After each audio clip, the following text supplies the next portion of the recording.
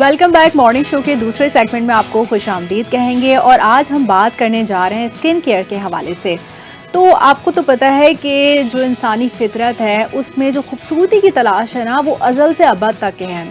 शुरू में लोग जो है स्किन केयर के लिए कुदरती अज्जा से अपने लिए कुछ टोटके इस्तेमाल करके अपनी स्किन को तरोताज़ा रखते थे, जिसमें आपको पता है कि हमेशा से अभी तक यही इस्तेमाल किया जा रहा है, जो ग्लिसरीन, अर्क गुलाब, लीमू, ये सब का एक मिक्सचर बना के आप लगा लेते हैं अपनी स्किन पर और ये अभी भी बहुत वायबल है। दूसरा ये कि अब जो न्यू टेक्नोलॉजीज़ आ गई हैं उसके साथ साथ जैसे कि आपके फेशियल में भी हाइड्रा फेशियल मुतारिफ़ करवा दिया है। ये आपके सारे टेक्नोलॉजीज़ के थ्रू इसके सारी मशीन्स होती हैं, उसके थ्रू ये आपका होता है।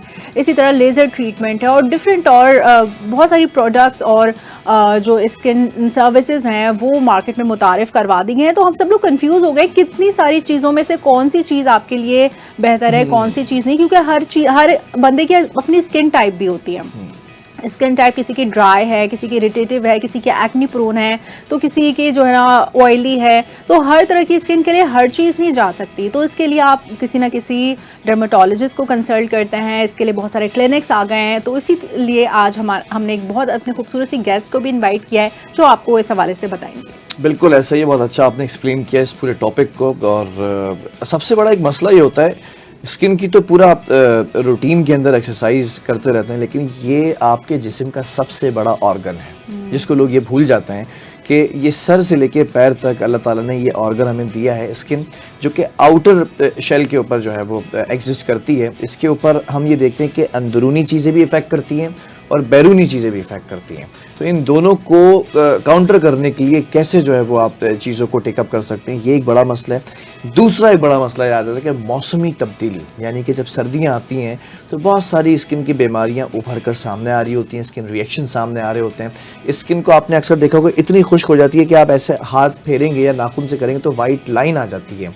तो आपकी स्किन की टाइप क्या है, आपकी स्किन के ऊपर बीमारियां क्या और उसका इलाज क्या है, तमाम चीज़ों पे बात करते हैं। इसलिए लोगों को पता है कि हम वीकली या 15 डेज़ के अंदर इस टॉपिक को दोबारा से रिवाइज करते हैं। आज हमारे साथ जो पैनलिस्ट मौजूद हैं, हमारी पुरानी पैनलिस्ट हैं और बहुत प्यारी सी हैं, बहुत अच्छी सॉफ्ट स्पोकन है और इनके पास जो बीमारियों के हल होते हैं, यानी कि सॉल्यूशंस होते हैं, वो बड़े ज़बरदस्त होते हैं। और मैं आपको और आप सबकी फरमाइश पर हमने दोबारा बुलाया है। डॉक्टर फौजिया हमारे साथ मौजूद हैं। अस्सलाम वालेकुम, वेरी गुड मॉर्निंग, कैसी हैं आप? खैरियत से? पहले बहुत प्यारी लग रही है माशाल्लाह, थैंक यू सो मच, आप लोग भी बहुत प्यारे लग रहे हैं। शुक्रिया। ये बताएं डॉक्टर साहिबा कि स्किन टाइप क्या होती है, क्योंकि हर इलाज तो हर बंदे के ऊपर नहीं जा सकता ना। किसी की ऑयली स्किन होगी, किसी की ड्राई स्किन होगी, किसी के कुछ पैचेस वाली स्किन होगी। मैं चाहूँगा बड़ा बेसिक से स्टार्ट करेंगे, स्किन टाइप्स क्या होती हैं? देखिए, स्किन की टाइप्स कभी चेंज नहीं होती, कंडीशंस चेंज होती रहती है, ठीक है। अब जो आप बाय बर्थ अपनी स्किन लेकर आए हो, ठीक है, वही आपके स्किन की टाइप रहती है। अगर आपकी ऑयली स्किन है तो ऑयली ही रहेगी। हाँ, कंडीशंस मींस जैसे अभी वेदर चल रहा है तो वेदर के अकॉर्डिंग आपके स्किन की कंडीशंस चेंज होती रहेगी, ठीक है। अगर ड्राई है तो स्किन ड्राई होगी, उसके साथ स्किन ड्राई है तो इस तरह की वेदर कंडीशन में उसकी स्किन मजीद ड्राई हो जाएगी, बिल्कुल। फिर उसी हिसाब से ट्रीटमेंट लेंगे। तो ट्रीटमेंट के लिए आप हमें बताइएगा कि आप अपने क्लिनिक्स में कौन कौन सी स्किन ट्रीटमेंट देती हैं और वैसे भी आज जो कुदरती अज्जा से हम बना सकते हैं ट्रीटमेंट, वो भी बताइएगा। देखिए, फर्स्ट ऑफ ऑल तो मैं यही बताती हूँ कि पानी बहुत इम्पॉर्टेंट है, ठीक है। आपको पानी अपना इनटेक अच्छा रखना चाहिए, फ्रूट्स खाएं, जूसेस पिएं, ठीक है। अगर आप ट्रीटमेंट की तरफ आते हैं तो इसमें भी हम हाइड्रा फेशियल्स हो गया, ठीक है, वो हम रेकमेंड करते हैं। हाइड्रा फेशियल से skin deep hydrate, deep moisturise रहती है, डीप क्लीन रहती है, ठीक है। इसके साथ आप मॉइस्चराइज़र यूज़ करें अपना, यानी कि जैसे कि वैसलीन होगी वो यूज़ कर सकते हैं, अच्छा मॉइस्चराइज़र यूज़ कर सकते हैं, अपनी रूटीन में इसको कंटिन्यू रख सकते हैं, ठीक है। इसके अलावा मैं रेकमेंड करूँगी, जैसे फुल बॉडी डिहाइड्रेटेड होती है हमारी, ठीक है, किसी की बॉडी ही बहुत ज़्यादा डिहाइड्रेटेड होती है, मतलब जिस्म का कोई भी हिस्सा उठाएं तो वहाँ भी खुश्की है, आम लफ्ज़ों में अगर बात करें। बिल्कुल ऐसे ही है, बिल्कुल। तो उसके लिए हम कहते हैं कि आप ड्रिप्स लगवा सकते हैं, ठीक है। अब देखिए, जो ड्रिप्स नहीं लगवा सकते हैं, जो हाइड्रा फेशियल नहीं ले सकते हैं, जो घर में ही रह सकते हैं या नहीं लेना चाहते या नहीं ले सकते, तो उनके लिए बेस्ट ऑप्शन है कि वो फ्रूट्स और जूसेस इनटेक करें। जैसे शॉट्स बना लें घर में, क्यूकम्बर ले लें, हाफ क्यूकम्बर ले लें, 1 ग्रीन एप्पल ले लें, सेलरी ले लें, हैंड अमाउंट ऑफ मिंट ले ले, मिंट लीव्स ले ले, कोरिएंडर लीव्स ले ले, देन उसको अच्छे से ब्लेंड करके और उसको आपने कंज्यूम करना 1 इन अ डे बट 1 वीक तक। Empty stomach. ये आपकी मॉइस्चराइज रखेगा स्किन को, मॉइस्चराइज भी हाइड्रेट रखेगा, भी रखेगा। एग्जैक्टली, हाइड्रेट भी रखेगा, मॉइस्चराइज भी रखेगा और स्किन को ब्राइटर भी करेगा। जबरदस्त। अच्छा, आपने ये तो बता दिया कि इनटेक के लिए क्या चीज़ होनी चाहिए, क्योंकि सिर्फ एक्सटर्नल यूज से कुछ नहीं होता, आपका जब तक इंटरनल बॉडी में वो सब कमी पूरी ना हो। जैसे आज हमने वो विटामिन सी का टॉपिक लिया था, तो vitamin C is so essential for our skin. तो इसमें जो रिच विटामिन सी होता है उसकी वजह से हमारी स्किन अच्छी होती है। तो अच्छा, ये बताइए कि आपने अभी वैसलीन का जिक्र किया, वैसलीन स्किन को मॉइस्चराइज रखता है, लेकिन वैसलीन फिर भी थोड़ा सा, जैसे मैं कहूँगी, बहुत विस्कस होता है। तो उसको अगर उसको मज़ीद थोड़ा सा और ऑयली करने के लिए उसमें कुछ ऑयल मिला दें, कुछ एसेंशियल ऑयल मिला दें या कुछ सीरम्स मिला दें, तो उसके लिए आप क्या मशवरा देंगी? मैं आपको बताती हूँ। देखिए, जो वैसलीन है ना, वो सिर्फ आपकी बॉडी के लिए रेकमेंड किया है मैंने, ठीक है, फेस के लिए नहीं। फेस के लिए नहीं? फेस पे आप अपना अच्छा फेस के लिए वैसलीन क्यों नहीं रेकमेंड करते हैं? क्योंकि देखिए, वैसलीन जो होता है ना, वो उसमें वो पार्टिकल्स होते हैं कि स्किन को बहुत ज़्यादा हार्श कर सकता है, ठीक है। उस यानी कि आपके पोर्स ओपन होते हैं, ठीक है। अगर आप स्किन क्लेंस नहीं कर रहे प्रॉपर तरीके से, तो फिर इसीलिए मैं अवॉइड करवाती हूँ। अच्छा। क्योंकि पोर्स ओपन होते हैं, पोर्स के अंदर जाता है, सेबम निकलता है, इन्फ्लेमेशन होता है, एक्ने भी हो सकती है प्रिवेंट आपको, और मजीद प्रॉब्लम्स हो सकते हैं। क्योंकि मुझे लगता था कि मेरी स्किन पे मैं लोशन लगा देती तो वो 2 मिनट में गायब हो जाता था, तो मुझे लगता था शायद मेरी स्किन को बहुत ऑयल की इसका मतलब ये कि वैसलीन को एक लगाऊं। अच्छे कॉस्मेटोलॉजिस्ट के पास, एक अच्छे डर्मेटोलॉजिस्ट के पास राब्ता करने की जरूरत है। अब तक आप एक गलत ट्रैक पे थी, आज हमने आपको एक नई सीख दी है, इस पर बात कर लेते हैं। अच्छा डॉक्टर फौजिया, बहुत सारी चीज़ें आपके साथ डिस्कस करनी है, टू द पॉइंट ज़रा चीज़ों को लेकर आ जाते हैं, क्योंकि प्रिसाइज कर लेते हैं जिस मकसद के लिए आपको यहाँ पर बुलाया। लोग बड़े परेशान हैं, लोगों की स्किन के ऊपर एक्नी हो जाती है, लोगों की स्किन के ऊपर खासतौर पर पैचेस पड़ जाते हैं, पिगमेंटेशन है, और साथ साथ हम ये देख रहे हैं कि बच्चियां हैं, उनके शादी के सीजन्स भी आ चुके हैं इस वक्त। सो लेट्स टॉक अबाउट शादी के सीजन के लिए, ताकि वो भी देख लेंगे, उनकी खुद ब खुद चीज़ें भी मॉइस्चराइज हो जाएंगी। शादी के सीजन के अंदर क्या क्या चीज़ें ऐसी हैं जो आपको टेक केयर करनी पड़ती है? देखिए, शादी की बहुत सारी लड़कियां हैं जिनको सिर्फ एंड मोमेंट पे ही वो अपने आप को देख रही होती हैं, टेक केयर करने के लिए आ रही होती हैं, ठीक है। अगर आप हमारे अकॉर्डिंग देखेंगे कि अगर क्लिनिक पे फर्स्ट ऑफ ऑल हम उन्हें कार्बन पील हाइड्रो रेकमेंड करते हैं, ठीक है। देन हम उनको फिर वाइटनिंग ड्रिप्स रेकमेंड करते हैं, ठीक है, क्योंकि उससे इंस्टेंट ग्लो भी आएगा और आपकी बॉडी में जो डेफिशिएंसीज हो रही होती है वो उसको भी क्योर करेगा, बॉडी को हाइड्रेट भी करेगा। एक तो ये हो गया, हाइड्रो हो गया, कार्बन हो गया। देन आप मेसोथेरेपी की तरफ जा सकते हैं, कोरियन ग्लास स्किन फेशियल की तरफ आप जा सकते हैं, ठीक है। प्रोडक्ट्स लें, प्रोडक्ट्स से अपनी अच्छी क्योर करें रेगुलर बेसिस पे। जैसे लास्ट टाइम मैंने आपसे कहा था कि लोग बस फेस वॉश कर लेते हैं, उनको ये नहीं पता कि फेस वॉश से पहले अपने पोर्स को क्लीन करना है, आपको अपनी क्लेंस करनी है, स्किन को डबल क्लेंस करना है। तो उसके लिए प्री डीप क्लेंजिंग ऑयल होता है जो आप यूज़ कर सकते हैं। अगर आपके पास अवेलेबल नहीं है तो आप घर में भी आप उसको कुछ ना कुछ करके कर सकते हैं। लाइक जैसे कि अगर आप राइस होते हैं घर में, चावल होते हैं, उनको अच्छे से ग्राइंड कर लें, देन उसके बाद उसको एज अ माइनर एक्सफोलिएशन की तरह यूज़ करें। अच्छा, तो ये चावलों को आप लगा के क्या स्क्रब बन जाएगा? ये स्क्रब बन जाएगा। अच्छा, ये बहुत लॉन्ग लास्टिंग नहीं होता? मैंने सुना है कि वो जो चावलों का पानी है वो फिर अपने ना स्मेल आने लगती है उसे 1-2 दिन बाद। तो वो फिर I'm sorry to interrupt you. I'm not saying पानी, I'm saying कि आप जैसे कि चावल ले लें, उसको ग्राइंड कर लें, अच्छा, ठीक है, उसका माइनर सा एक्सफोलिएशन बन जाएगा, पाउडर बन जाएगा, वो यूज करें। उससे क्या होगा कि आपके पोर्स क्लीन होंगे। अच्छा, आपने कहा है कि चावलों को ग्राइंड कर लें, तो उसका जो पाउडर बनेगा उसे फिर किस तरह से हम स्किन पे अप्लाई करेंगे?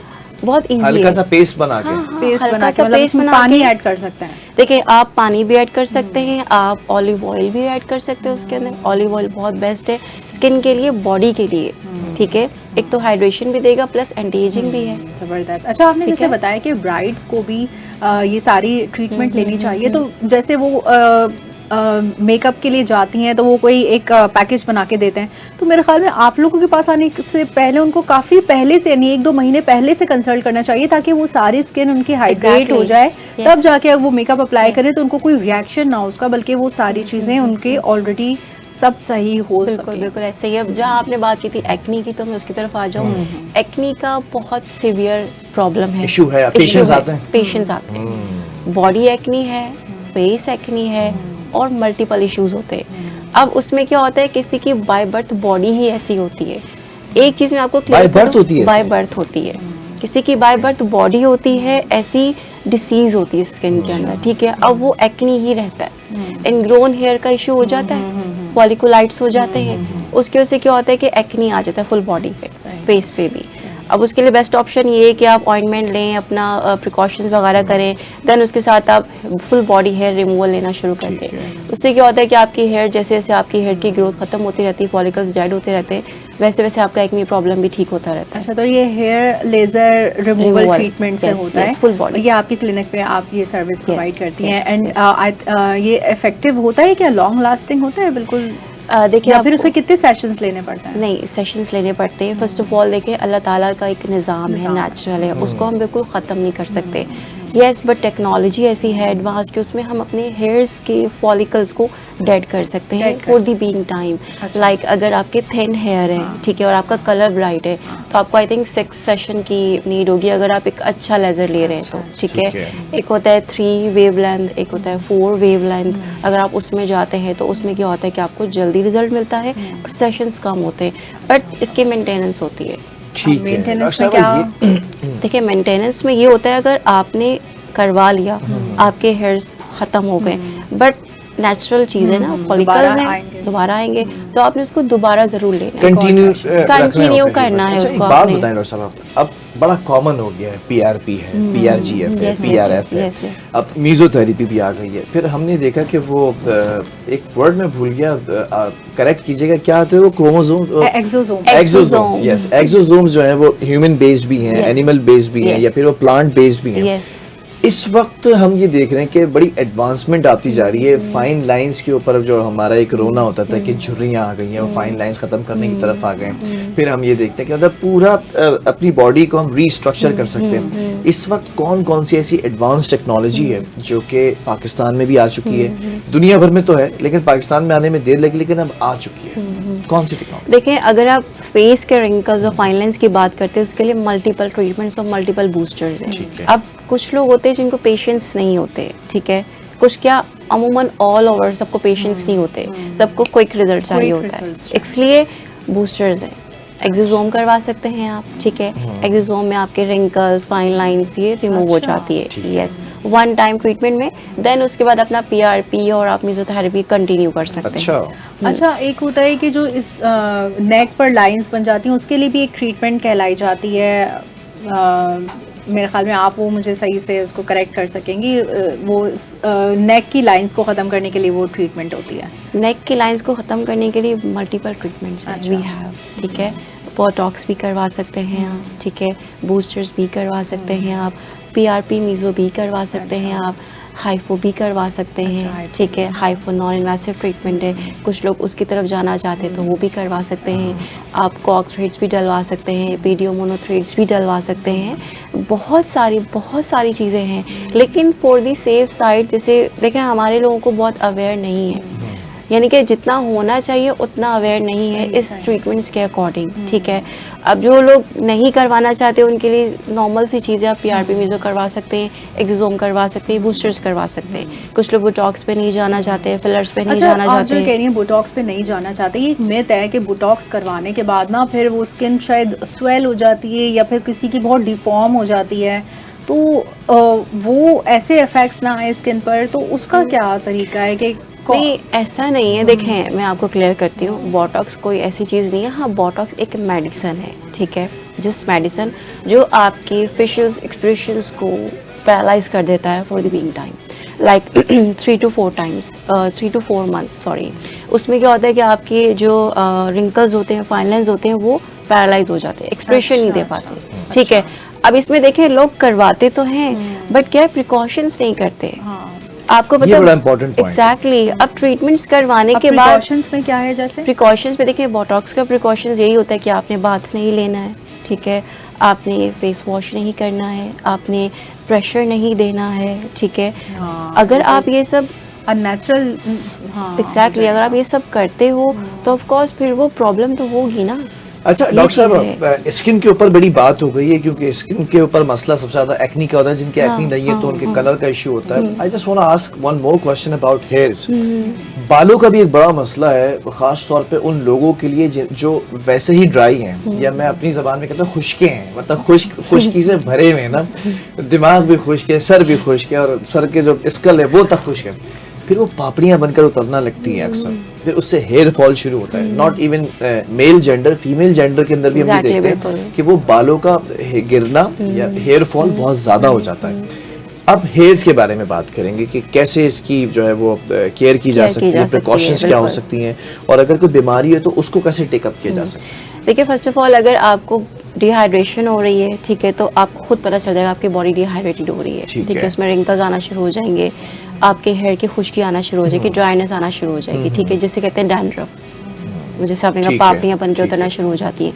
इसके लिए आपने ऑयलिंग करना स्टार्ट कर देना है, ठीक है। लोग क्या करते हैं, ऑयलिंग नहीं करते प्रॉपर तरीके से, ऐसे ही रहते हैं। आपका शैम्पू चेंज होना चाहिए, ठीक है, लेकिन आप पहले चेक करवाओगे अपने डॉक्टर को, चेक करवाने के बाद जो रेकमेंड करेंगे वो हेयर शैम्पू, वो हेयर सीरम, वो हेयर ऑयल, हेयर स्प्रे, ये सब आपको यूज़ करना होगा, ठीक है। ऑयलिंग करनी होगी आपको, ठीक है, और आपको अपनी बॉडी को भी हाइड्रेटेड करने के लिए कुछ ना कुछ करना होगा। घर में भी आप कुछ कर सकते हैं, और PRP लें और मेसोथेरेपी लें।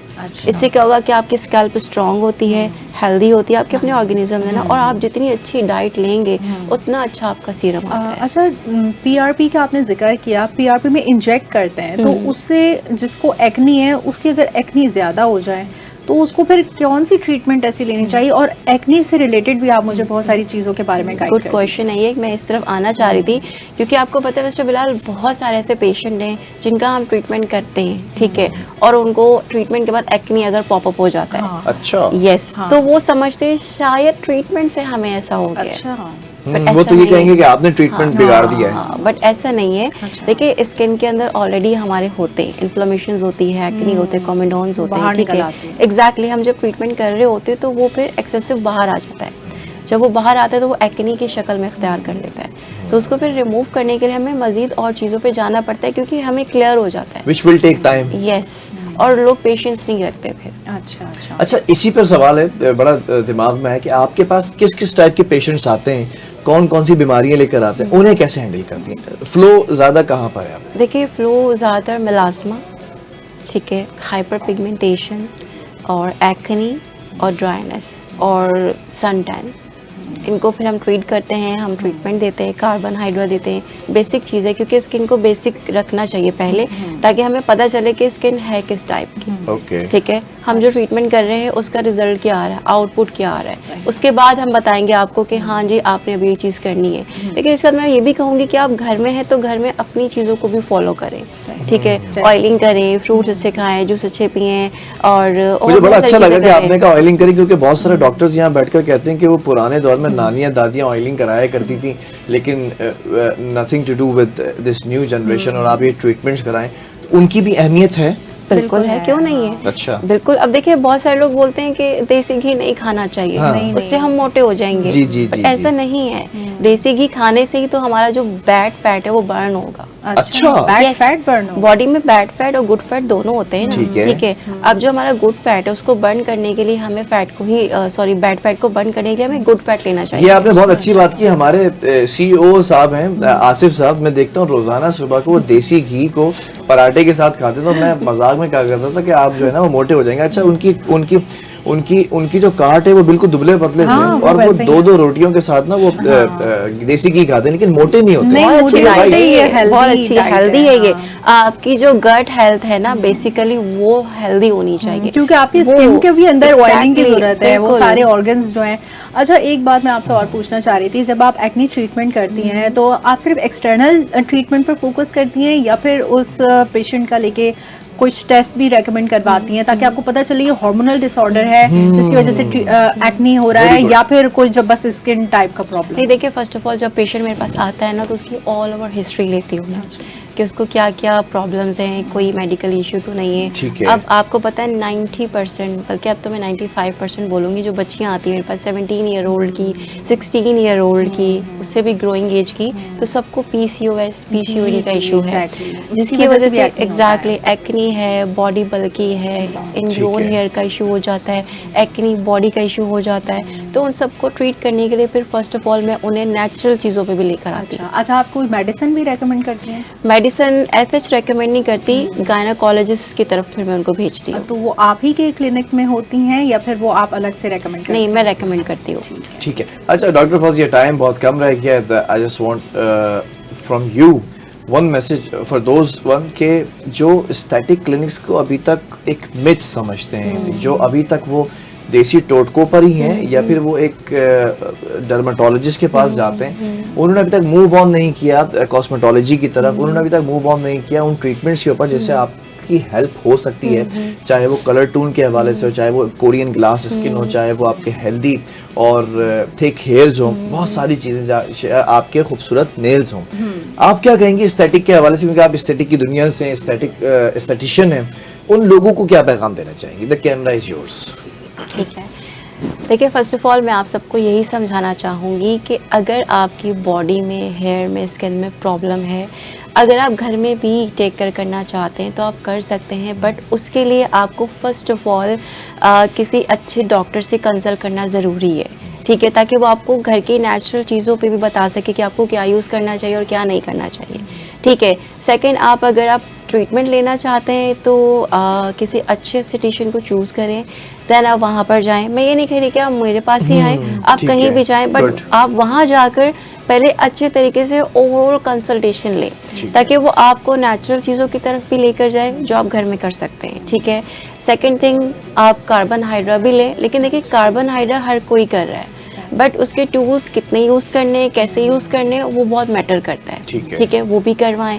आप ड्रिप्स ले सकते हैं। देखिए एस्थेटिक क्लिनिक कोई मतलब जैसे कि हॉर्बल नहीं है जिससे लोग डर जाते हैं, नहीं वहाँ नहीं जाना, बट ऐसा नहीं है, आप जाएं, आपको समझ में आ जाएगा कि अच्छा ट्रीटमेंट करवाएं और देन अपनी बॉडी को और एक अच्छी केयर दें। लास्टली मैं बस एक और क्विक आपसे आंसर चाहूंगी, क्योंकि आजकल मार्केट में बहुत सारे सिरम्स अवेलेबल हैं, तो सिरम्स को डायरेक्ट अप्लाई कर सकते हैं या फिर उसको कुछ पहले हाइड्रेट करके स्किन पर, मतलब सिरम अप्लाई करने का क्या तरीका है जो हम इसलिए आपको बताती हूँ। टाइम बहुत शॉर्ट है, मैं बातें बहुत सारी करना चाहती हूँ, बट टाइम बहुत शॉर्ट है क्योंकि हमारी पब्लिक को अवेयर नहीं है इस चीज़ का। देखिए अगर आप सीरम यूज़ कर रहे हैं, विटामिन सी हो गया, रेटिनॉल हो गया है और बहुत सारे सीरम्स हो गए हैं, ठीक है, AHA BHA सब हो गए, लेकिन सब यूज़ करते हैं बट गलत तरीके से करते हैं। ऐसे बच्चियाँ भी आई मेरे पास जो स्किन जला कर आई हैं, ठीक है, ऑनलाइन मंगवा लिया और यूज़ कर लिया, ऐसा नहीं होता है, ठीक है। एक क्वांटिटी होती है, परसेंट होता है, 2%, 3%, 4%, लेकिन स्किन के अकॉर्डिंग आपने खुद से मंगवा के कंसल्ट कर लें कंसल्ट डॉक्टर से। बहुत शुक्रिया डॉक्टर फौजिया आपका कि आप इतने शॉर्ट नोटिस पर आए और आपने जो बहुत सारी चीज़ों को टेकअप किया। मैंने अपनी स्किन का ख्याल रखना है तो आप कॉस्मेटोलॉजी की तरफ जा सकते हैं, एस्थेटिशियंस की तरफ जा सकते हैं और अपनी स्किन को बेहतर बना सकते हैं। और स्किन अगर अच्छी होती है तो आप एक कॉन्फिडेंस फील कर रहे होते हैं, you feel very confident while you walk. So इसी के साथ प्रोग्राम का खत्म हुआ है। मुझे, मेरी पूरी टीम को और कैश को दीजिए इजाज़त। अल्लाह हाफ़िज़।